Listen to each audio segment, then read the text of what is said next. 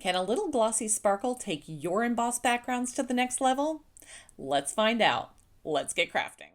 Now I'm going to be using Altenews Daisy Bed embossing folder, Scrapbook.com's nested oval dies, and some ink. And I'm going to be making 2 cards from one embossed panel. I'm using the largest oval and I'm going to cut the shape out of my watercolor cardstock before I emboss it. So I'm just doing my best to try to line it up on the center of my card, and then I'm going to hold it down with some mint tape before running it through my die cutting machine. Now, I don't want my oval to shift because that's my luck. So I'm going to tack the oval down to the back of the cardstock with the same mint tape. With the oval held to the cardstock, I can now safely remove the die from the rest of the cardstock.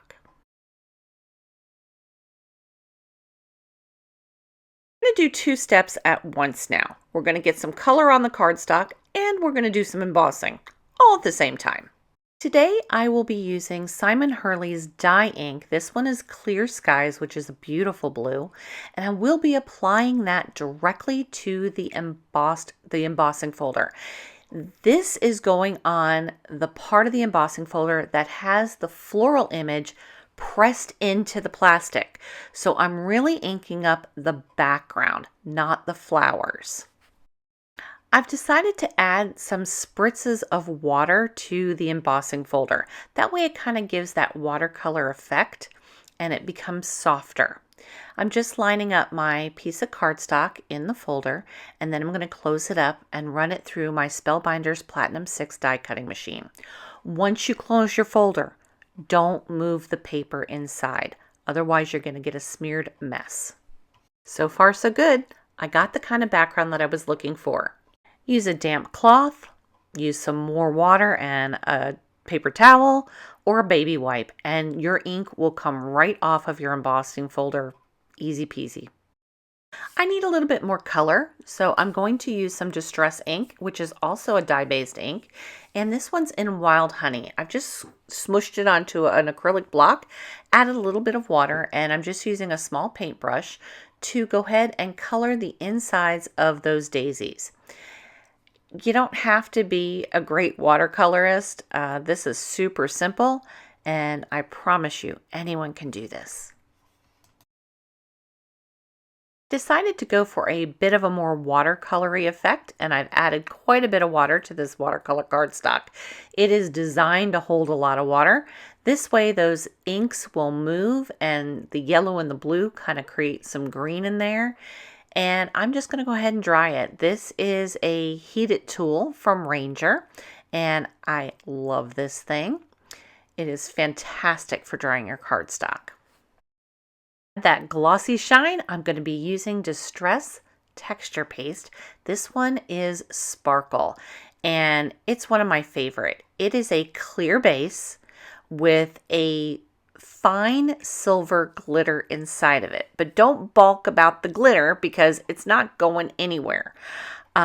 You may have noticed that I had a black rubber band on my jar of texture paste.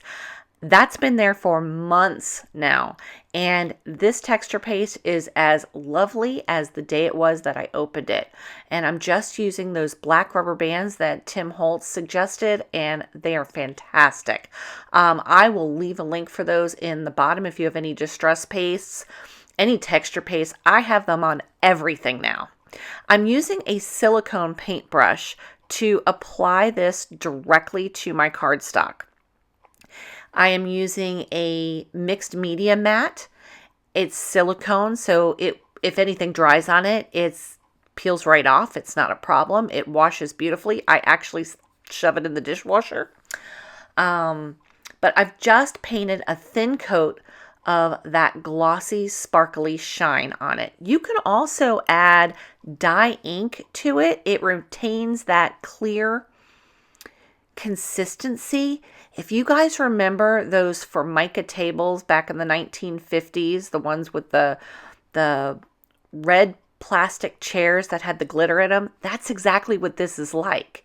It's fantastic. Now just add a little bit of water, and I'm just going to wipe off my silicone paintbrush. These are great. I got those a long time ago and they were cheap. If I can find them, I will leave those linked as well. Truth be told, I'm seriously impatient. It's late in the day, and I go ahead and use my heated tool to dry that texture paste. Let's make a couple of cards. I have separated the oval out, and I'm going to use that frame for my first card.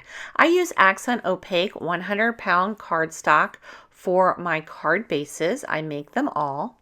And I decided it was too blonde, so I needed some color behind that.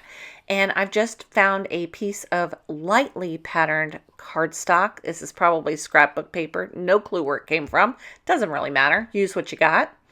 And of course, my favorite glue, Bearly Arts Precision Craft Glue.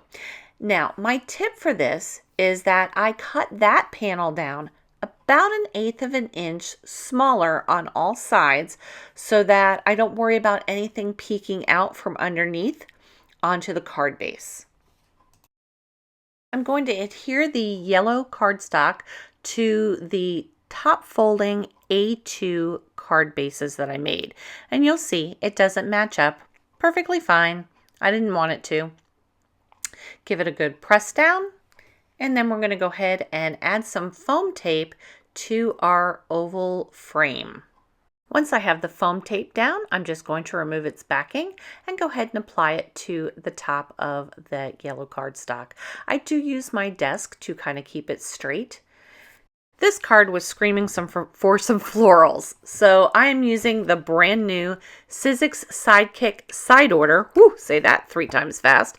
This one's called Vault Floristry. I literally just got it in the mail today, and I couldn't wait to use it. So I have done a little ink smushing of the die cuts, and we're going to go ahead and add our florals to the center of our card and finish this baby up. If you'd like to find more ways to use what you've got, I'll leave a video linked at the end for lots of ways to use embossing folders. I loved these cards so much, I made 3 of them, and I couldn't let you go without seeing just how much sparkle and shine they truly do have. So let me show you all 3 of them. If you ever used texture paste sparkle, let me know in the comments below. I promised you a couple of videos that will give you more embossing folder techniques. Until next time, I'll see you real soon.